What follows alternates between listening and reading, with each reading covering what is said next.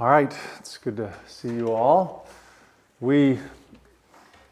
Last week was really kind of challenging and theoretical. I think this will be a little bit more historical, and maybe that'll be a little bit easier to deal with than last week was. I just start by saying that all of us,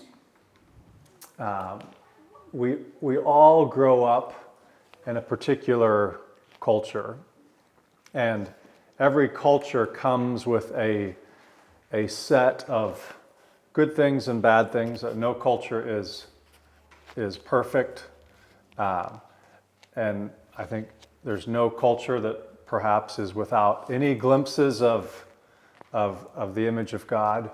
I'm not a cultural relativist where one culture is just as good as the next. I think cultures can be closer to God's ways or farther away from God's ways. But cultures shape us. They shape how we think. They shape our affections.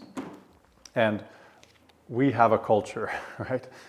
For most of us, we grew up in Middle America, and most of us probably grew up in more of an evangelical Christian context. Not all of us, but most of us. And so I think it is important to try to, from time to time, examine our own cultural influences and to try to understand better ways that our culture is trying to nudge us in certain directions so that we can try to do what Romans 12 says, which is not to be conformed to this world, but to be transformed by the renewing of our mind, to have our mind and our affections shaped by God's Word.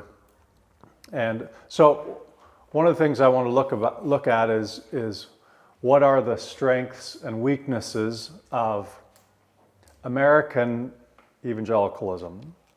And that's our branch of the tree. That's our tribe, and I believe it's true. It's a true branch of the tree, but I don't believe that it's perfect. I think it comes with its own strengths and weaknesses. We worship in a particular way this morning in our service, and it doesn't look exactly like what a worship service looked like in the catacombs under Rome in the year 125 AD, right? And it doesn't look exactly like it looked for Christians when Constantine came in and made Christianity suddenly legal.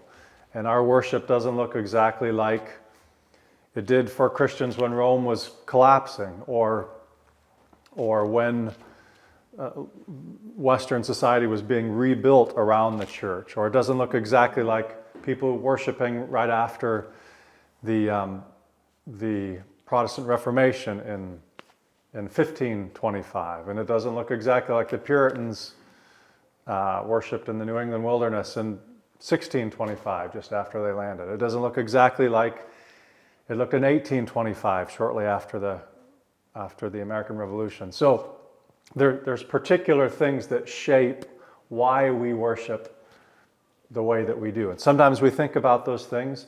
Usually we don't think very much about them. It's just part of the air we breathe. But I think in every era of church history, you see Christians trying to faithfully follow Jesus, faithfully follow the Bible, and faithfully live out according to the faith delivered once for all to the saints, as Jude wrote. But in every era, in every culture, worship takes on different forms. And again, I'm not a relativist. I don't think that all forms are created equal. I think there are certain forms of worship that have different strengths and others that have different blind spots. And so one of the things I want to ask this morning as we look at this interaction between politics and Christianity is, what is it about American Christianity, and what is it about the American founding that had influences on American Christianity, for better and for worse. And how has our American Christianity been shaped by its interaction with the really dramatic changes that happened in 1776 and the 1780. Actually, the American Revolution probably wasn't over until about 1789, because a lot of these things, we think of just 1776, but there was a war, and then there was a really kind of a scramble for what our Constitution would look like, and that wasn't really worked out. I think 1789 was when the U.S. Constitution was ratified, except Joe Biden ratified it again a couple days ago. If you were paying attention, anyway, sorry. To answer that question, we're going to look at the history of how the church kind of developed in the history of America, and how it developed alongside of, and sometimes intertwined with, the American Revolution, and how the church shaped the revolution, how the revolution shaped the church. Does that make sense? That's trying to frame where we're going this morning. Does that make sense? And some of you, not everybody has the notes. You know, pass it. Let me. I've got one here. Thanks. So, any thoughts before we dive into that?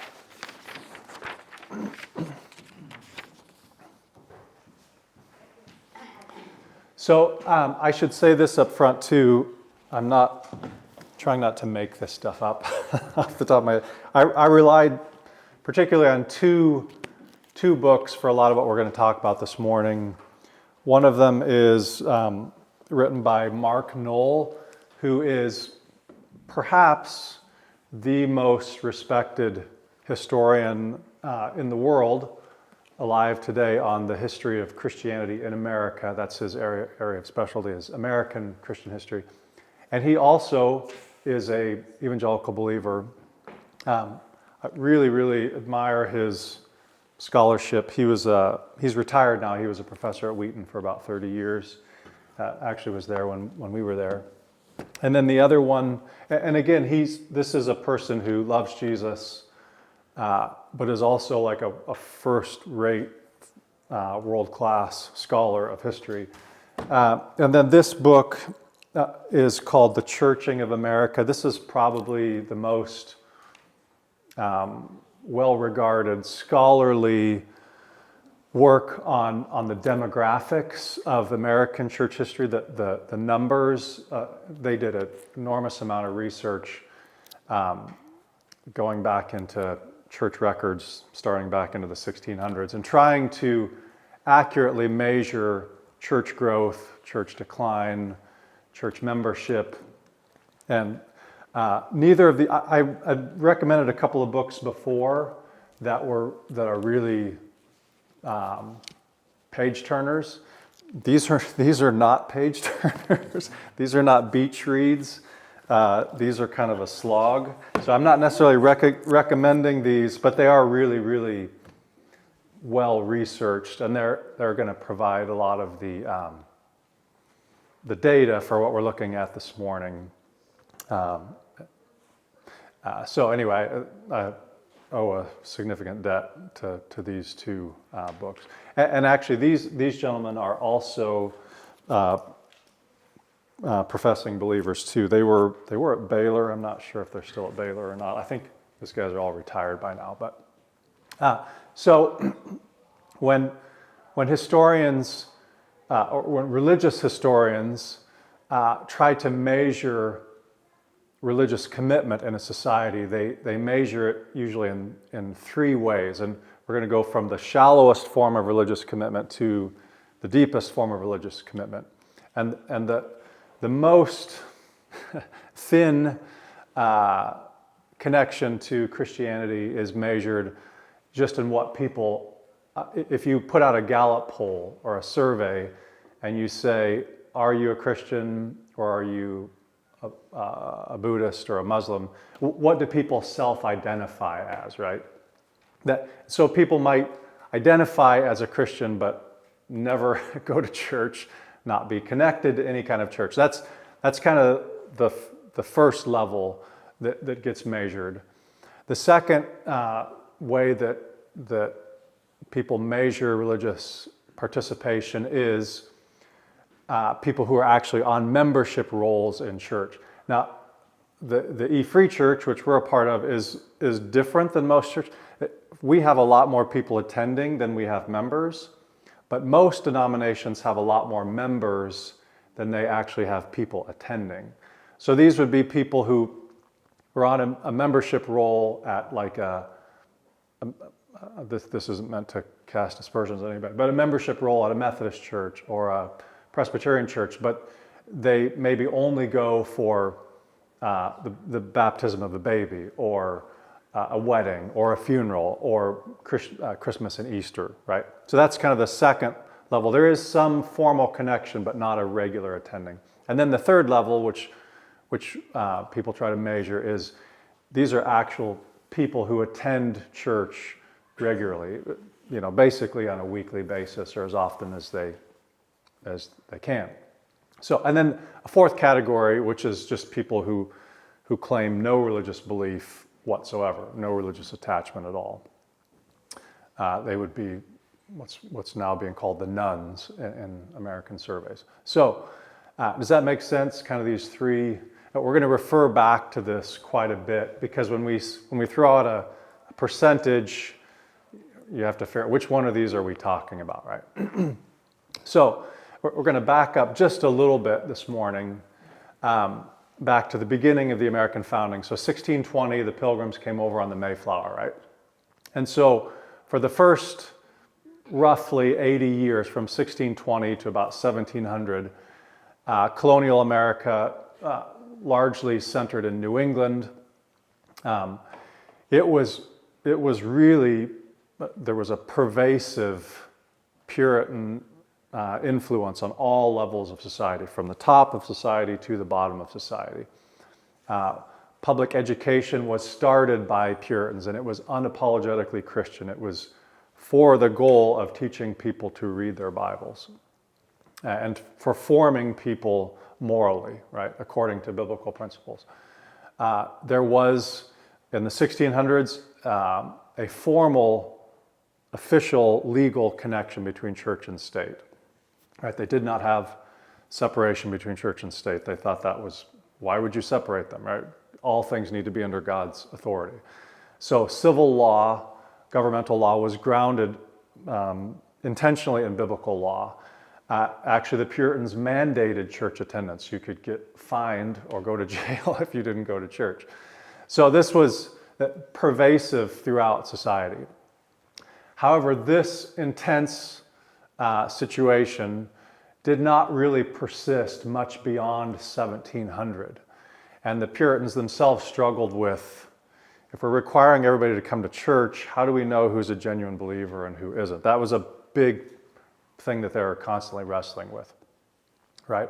So religious participation began to decline even as the 1600s went along.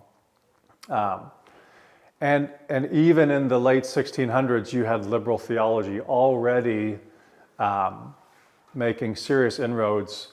Harvard and Yale and Princeton, the Ivy League colleges were all begun as seminaries. Harvard was begun as a Puritan, or sometimes they'll use the word Puritan, sometimes they'll say congregational. Congregationalists were Puritans. They just had two names for the same thing. So Harvard was a Congregationalist seminary, which began as its expressed goal of preparing pastors to preach in Puritan Congregationalist churches. But already by 1700, most of the faculty of Harvard was deist or Unitarian, was already denying the Trinity. So, and that of course, if they're teaching the future pastors, that is going to trickle down into congregations, right? So that's the first 80 years, 1620 to 1700. Kind of fix that in your brain. So, and please feel free to stop me if you have thoughts or things you want to interject. So the next period we're going to look at, because we already kind of looked at that, 1700 to 1790.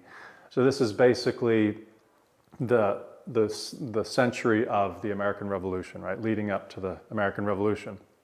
In In the 1720s, best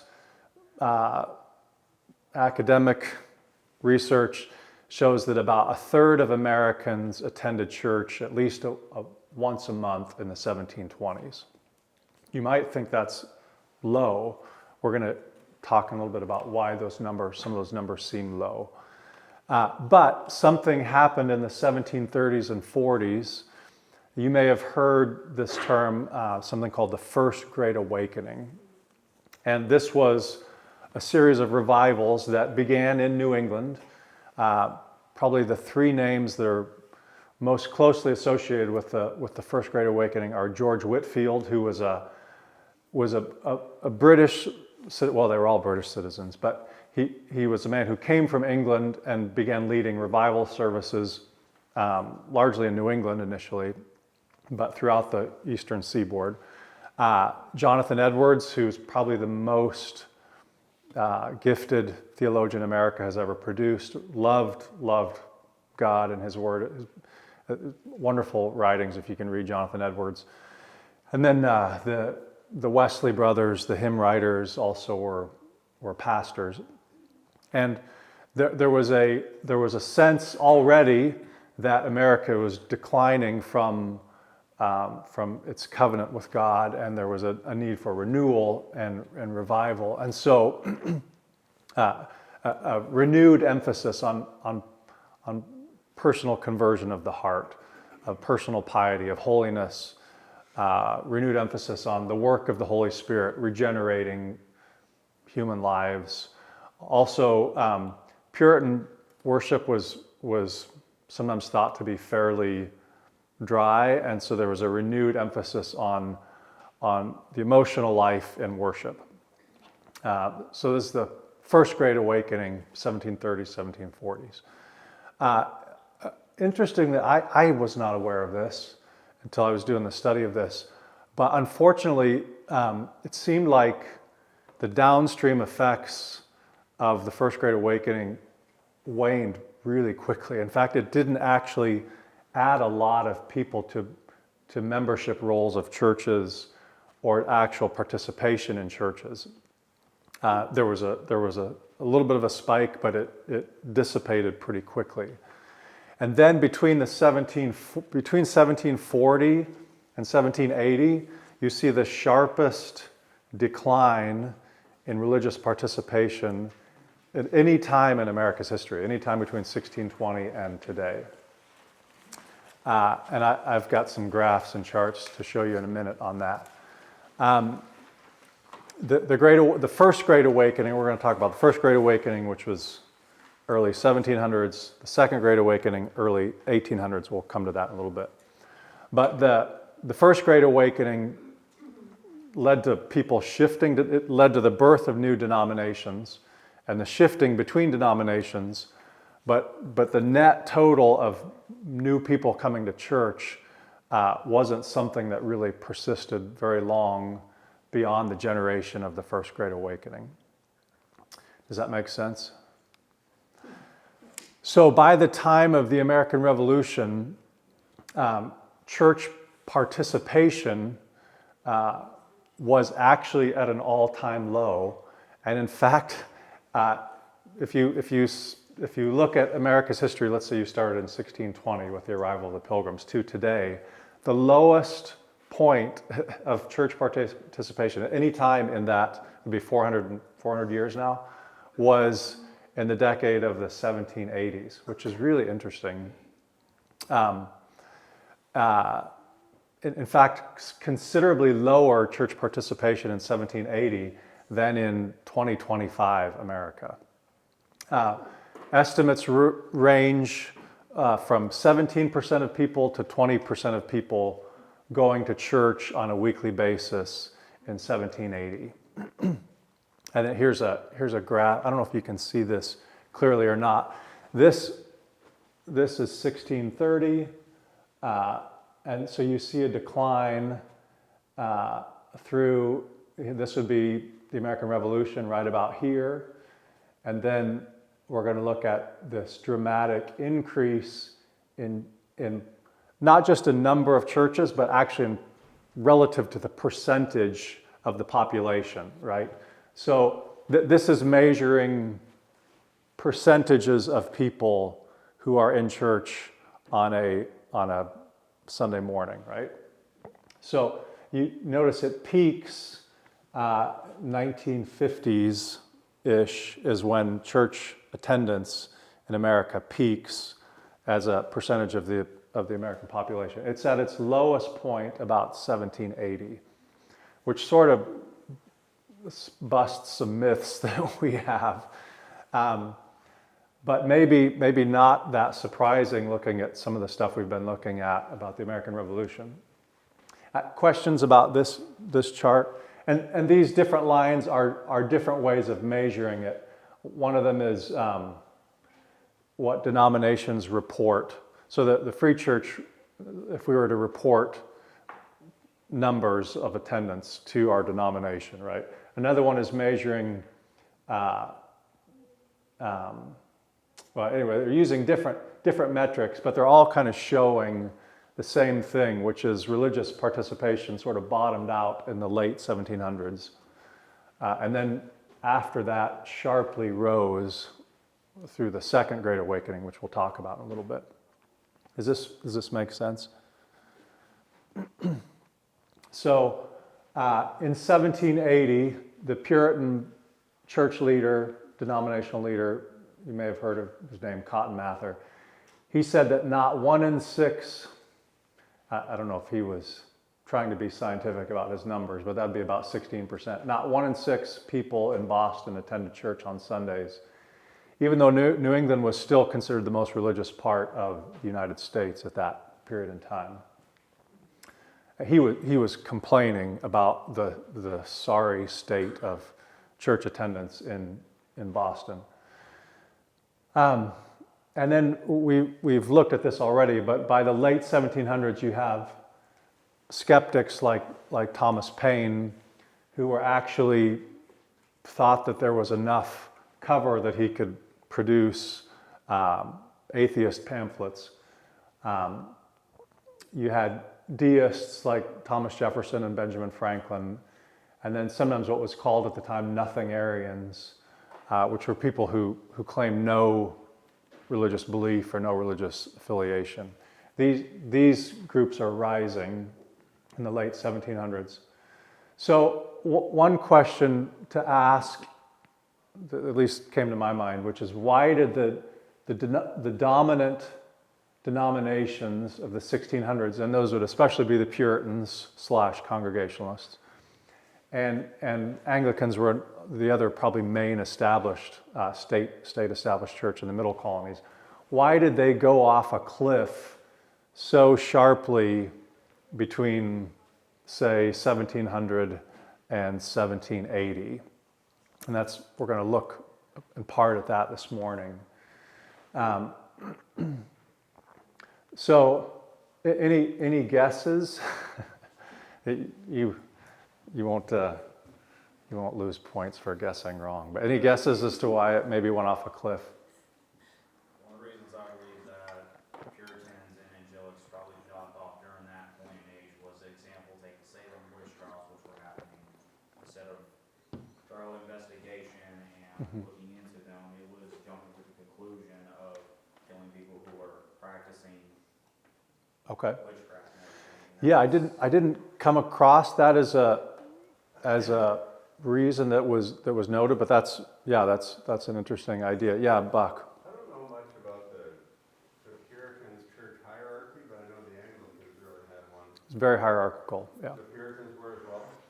They were as well, although they definitely believed in church authority, obviously. It makes sense that when you throw off the king and the church along with him, that you would kick up your heels and kind of be like a sheep that just got a heavy foot removed. Yeah, so that's a real factor. I don't know if you all heard that, but there was a spirit of anti-authoritarianism was in the water, was in the air, right? It was the spirit of the age, spirit of freedom, right? One of the main reasons that was consistently cited for why people didn't go to church was because the quality of the clergy, the quality of the pastors was pretty dismal at this point in time. And one of the reasons given for that, so the laziness and the incompetence of state-supported clergy. When I say state-supported, this is in the period where you still have state-funded churches, state-supported churches, right? There's not yet a separation. There's still officially, the state is officially funded by tax money and officially supported. So why would that potentially lead to laziness and incompetence of pastors? Well, one reason which people were talking about a lot of the time was, if I'm getting paid every month regardless of how the congregation is doing, and I'm not really walking with Christ, I may just phone it in every week, right? I may just, I've got a cushy salary, a cushy job, and it's not going to change regardless of whether my church grows or shrinks. And so one of the big criticisms was that pastors were lazy and disliked by their own congregations, but they couldn't get rid of them because they were appointed by the state-funded denominations, and they got paid either way, right? It doesn't reflect very well on the clergy, but that was one of the main reasons given. So a second factor that wasn't obvious to me, a lot of these denominations, the Anglican Church, for example, its headquarters were back in England. And most Anglican clergy, pastors trained in England, did not want to be shipped over to America, right? Because it was the frontier, it was the dusty frontier. So the plum pastoral jobs were all back in England. And so the Anglican Church would often force low-performing clergy in England, force them overseas to go work in a cow town on the frontier, because America was mostly a frontier at that point in time, right? Some of these clergy were even dogged by scandal back in England. Some of them came to escape debts that they had in England, or mistresses that they had in England. This is not everybody, but there was enough of pastors like this that this became a thing, right? So the first, and we forget that Methodism actually started in England, came to America, but the first Methodist bishop sent to America, his name was Thomas Coke. He's saying this in the late 1700s. He lamented that the Anglican clergy who were forced to go from England to America were, with a few exceptions, as bad a set of men as perhaps ever disgraced the Church of God. He was just saying they were lousy pastors and they were only here because they had to be here, right? And you also had many reports of con men who were pretending to be pastors who actually weren't pastors. They were just trying to make a buck, right? That was a thing that happened too. And we forget that you could move from, even in the 1800s, if you're from Boston, and you could move out to Colorado and make a completely new identity, and nobody would know your background or your past, right? Yeah. I was wondering, what is the literacy level of the congregants at this time? Are they back in like the same position almost? Yeah, I don't know I couldn't give you numbers, but Puritans' literacy was very high because they started the first schools, or they placed a very high emphasis on reading the Bible. So their Puritan literacy was much higher than the general population, for sure. But, as you get into if you get just off the American seaboard, just very far into the Appalachians, or you suddenly have areas where there's schools are few and far between, churches are few and far between, right?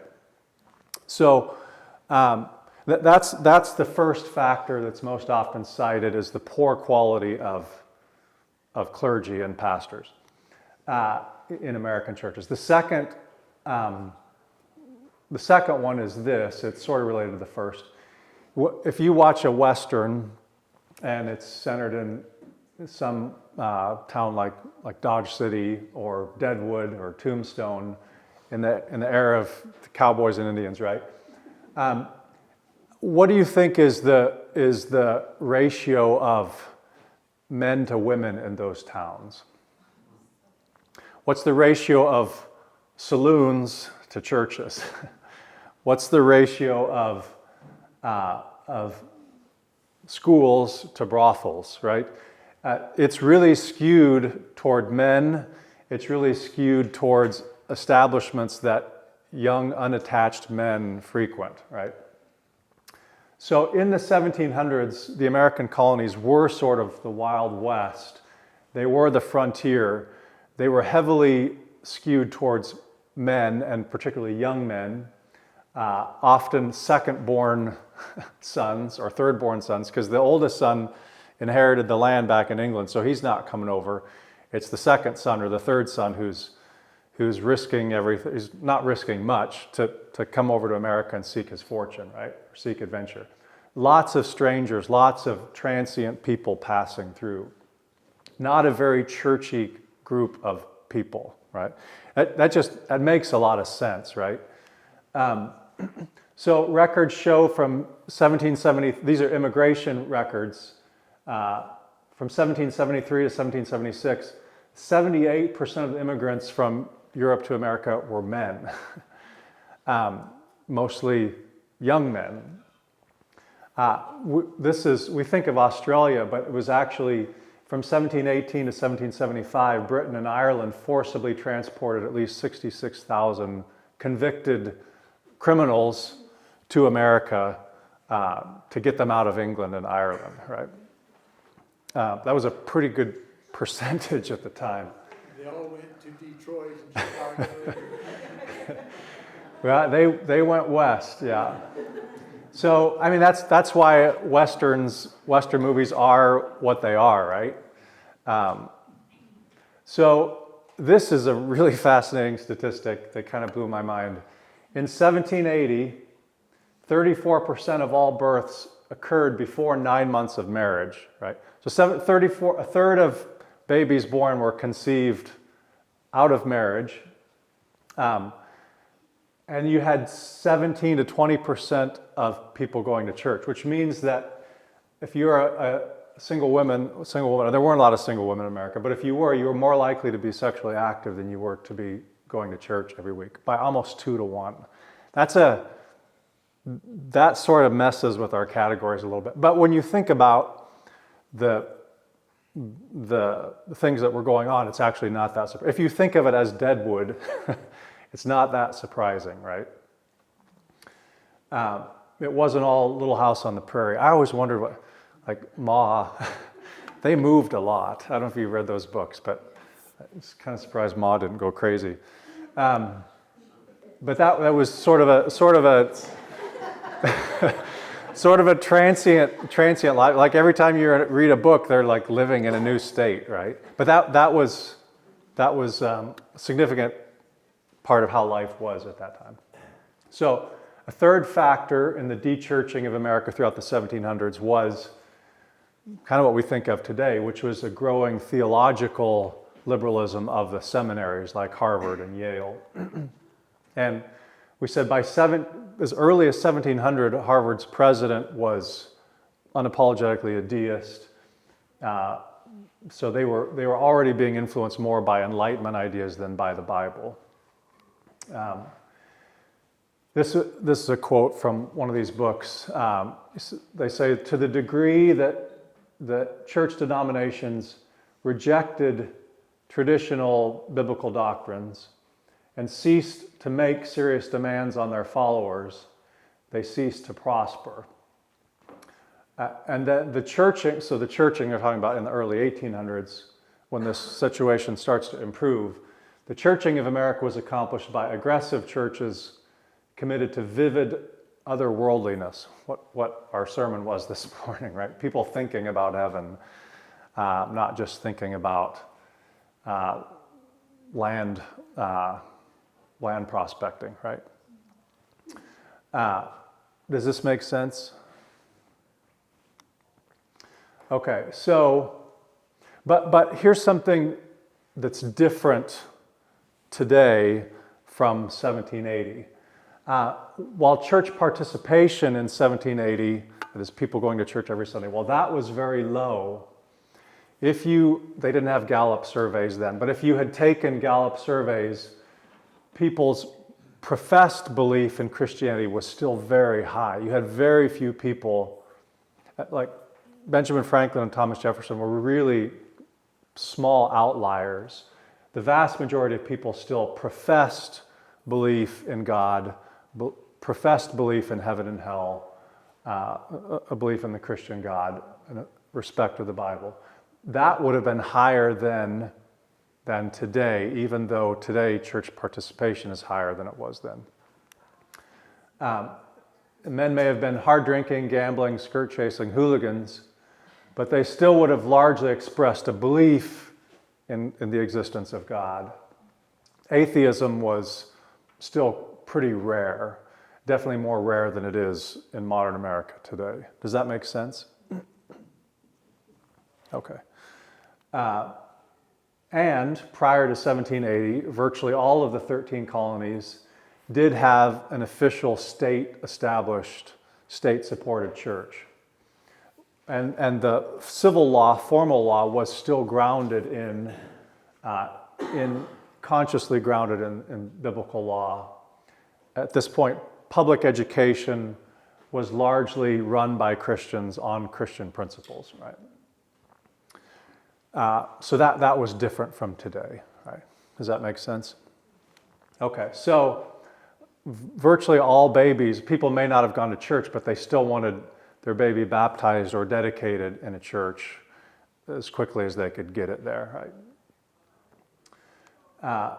And that reflects that people were still kind of God, somebody said Christ haunted. Somebody said the American South today, not many people going to church, but it's still Christ haunted, right? People still often retain a reverence for it, even if they don't go anymore, right? Well, some of that probably is they were still very acquainted with death on a regular basis. Today we are not. Yeah, we can feel like it can be forestalled forever, right?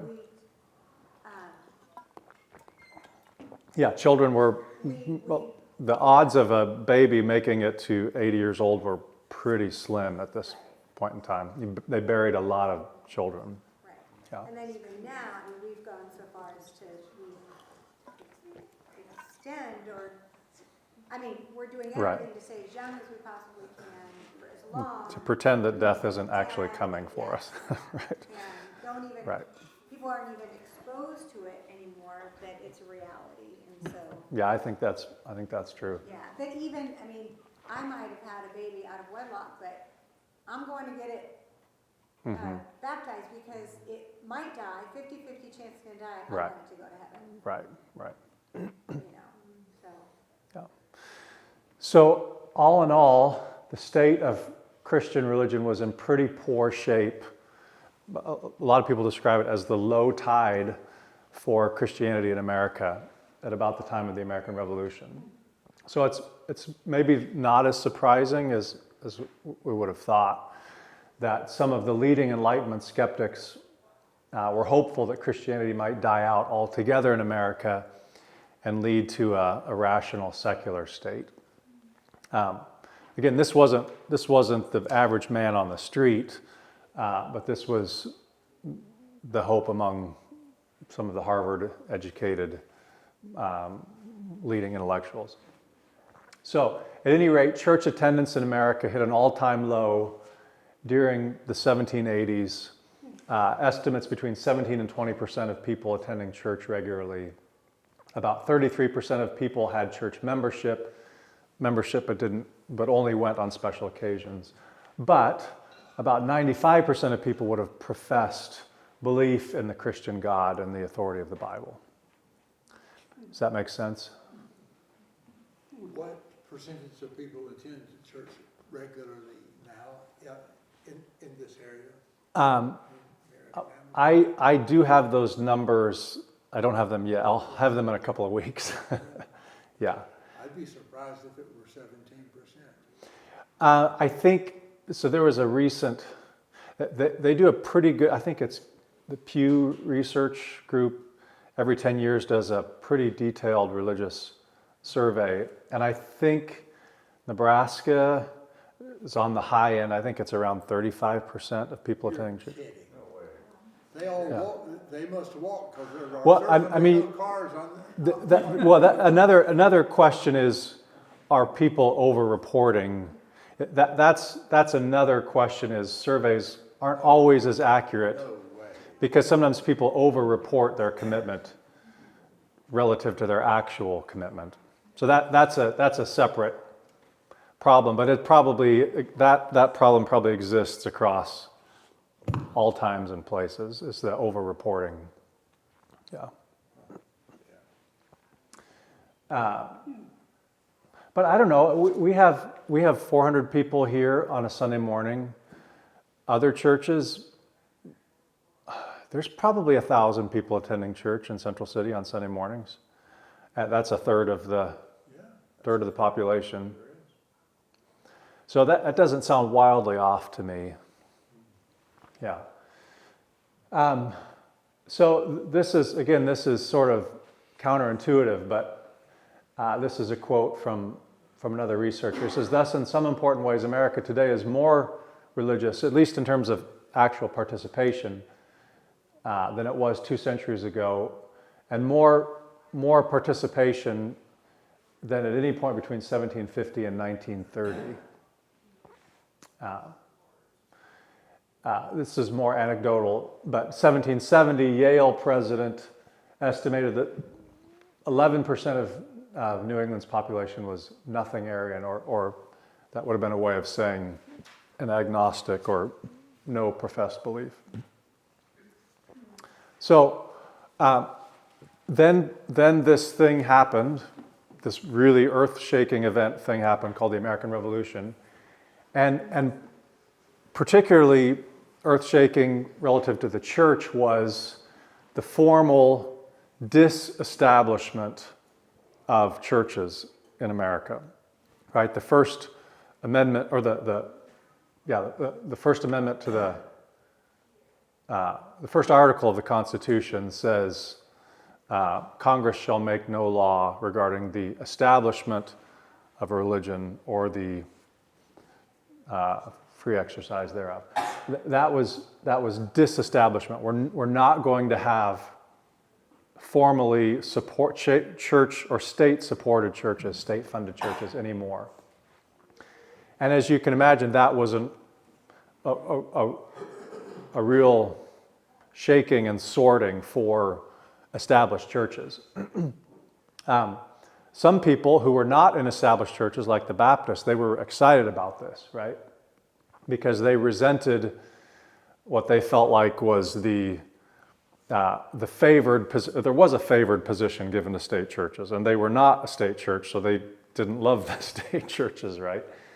And then we've already gone over this, but sort of as review, you had people like Thomas Jefferson and James Madison who had a different set of motivations, who were looking to reduce the church's influence over law and society, right? And that sort of odd couple alliance between religious minorities like Baptists and Enlightenment elites like Jefferson, who teamed up to get rid of church establishment in America. And then something really surprising happened. We're talking sociologically here, but that's dangerous because we can forget that actually God is sovereign. The Holy Spirit is at work. God is doing things that sometimes surprise our sociological predictions or explanations, right? Something quite remarkable happened, and next week we're going to focus mainly on this topic, which is the Second Great Awakening, which is the most dramatic explosion of church growth in the history of the American continent. We're just going to touch on it this morning, and we'll talk a lot more about it next week. So the the Second Great Awakening, we talked about the First Great Awakening in the early 1700s. The Second Great Awakening does have a much longer tail and leads to much more actual growth in people attending churches and to the explosion in number of churches. The sort of historical dates are always sometimes a little bit arbitrary, but the 1790s are usually given as the time for the start of the Second Great Awakening, and basically it's like a 40-year phenomenon. Starting from the 1790s, running through the 1830s, there was a dramatic growth in number of churches and in percentage of people attending churches on a given Sunday. So that's what we're going to look at next, is this period of, it's basically if you want to think of the bookends as the American Revolution, the Revolutionary War on one end, and the American Civil War on the other end. Basically the period of church history in that time. So 1790 to 1860, we're going to look at this a lot, mostly next week, but just to introduce it.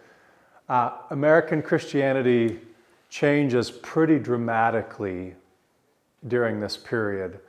And the main external change is the disestablishment of churches and the growth of what we would call entrepreneurial churches, or churches that just spring up because of itinerant, poorly paid, very hardworking itinerant evangelists who are going about starting churches. And I would argue a clear movement of the Holy Spirit in causing a pretty dramatic explosion of growth in church life in America. And a lot of people say that the way that we do church now can be traced back to our church service looks much more like a Second Great Awakening service than like a Puritan service from 1670, right? So in this period, the establishment churches, mostly the Anglicans and the Puritans, they lose their special favored status as state-funded churches, right? Which of course is kind of a disaster for them, because they apparently weren't doing great at their job anyway, and now they've lost their official support.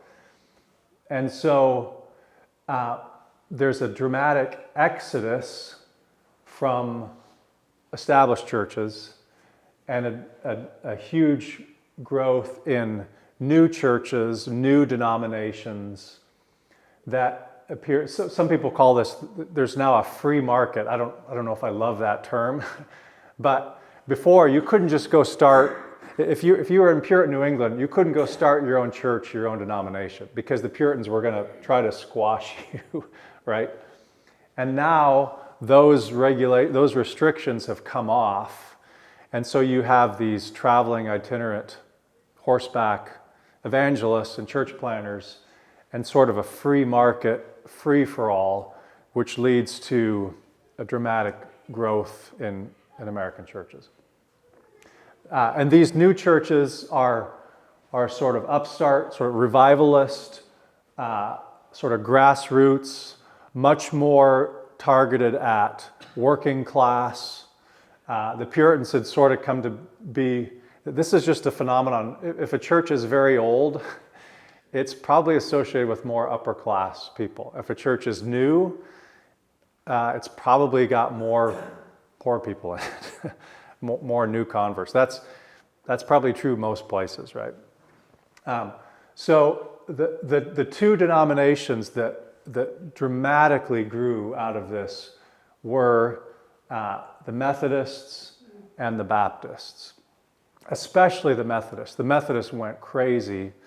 The reason they were, and I would, in a good way, I really admire, I mean, if you go, we live in Archer, like within a 6 or 7 mile radius of Archer, there were like 3 country Methodist churches.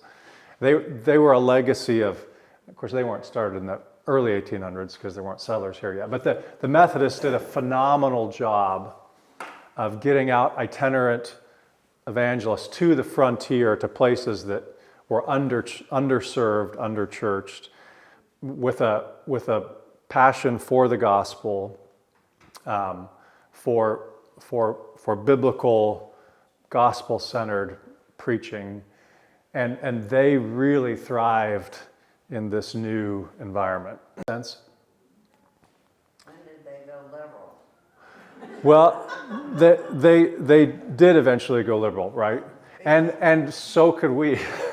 Like that's the constant danger is everybody thinking, well, that happened to them, it won't happen to me, right? So it seems like if you don't have internal renewal, you're probably going to get fat and rich and happy and liberal. That's the way, it seems to be the way that things go. Yeah. So again, these let's call them upstart churches thrived at the expense of particularly the Puritans and Anglicans or Congregationalist Anglicans, the old line churches, which had been state supported. And when they lost their state support, they pretty much withered. And there are not very many congregational churches today, even in New England. It's one of the least churched regions of the entire United States today.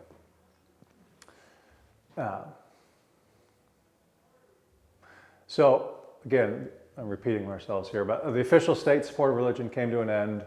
The states stopped trying to regulate religion. As this happened, here's another quote from this book. A growing supply of energetic clergy actively marketed their faiths. New churches arose without resistance from the old churches. A rich variety of new religious options emerged. Competition arose as upstart religious sects were allowed to freely compete with older religious bodies. It's sort of a market-oriented, which again, I don't love this because this leaves out the Holy Spirit, but it's one way of looking at it. A pastor from England, from Europe, from Austria, was visiting America in 1837, about the same time as de Tocqueville, and he marveled, in America, this is in contrast to his old world Europe, which still had state-supported churches, which still does today in many places. In America, every clergyman does business under his own firm. He alone is responsible for any deficiency. He alone is entitled to all the credit due to his exertions, and therefore will make greater efforts to obtain popularity than one who serves for the wages of a state church. Again, this is leaving out any reference to the Holy Spirit, which is probably the most important thing. But this is a thing. They were trying much harder than the state-established churches generally were.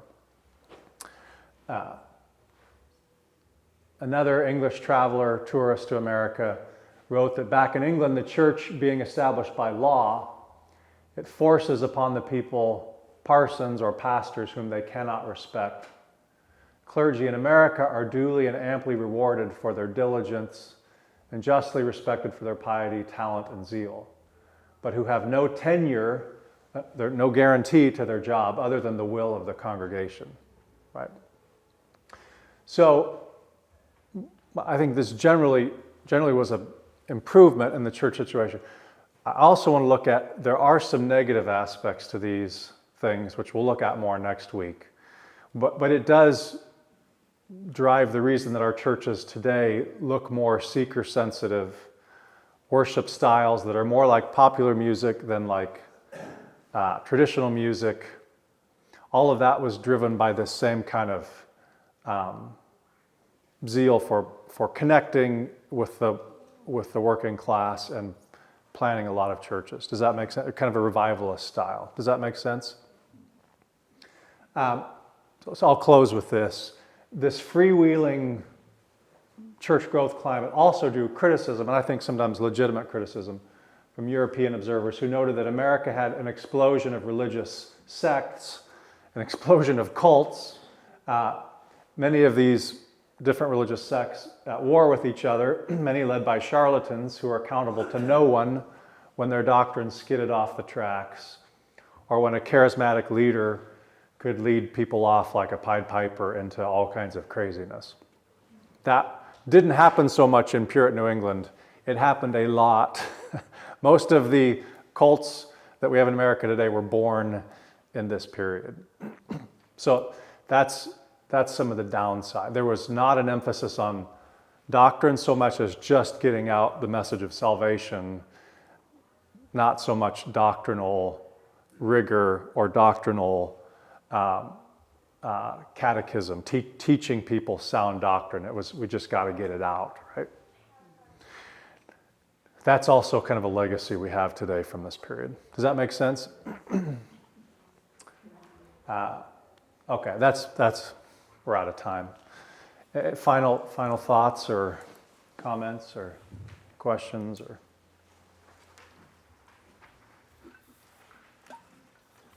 Next week, we're going to look primarily at a deeper dive into the Second Great Awakening and how that interacted with politics, and then how the downstream effects that we still have in a lot of our churches today. So, all right, Mike, would you close us in prayer?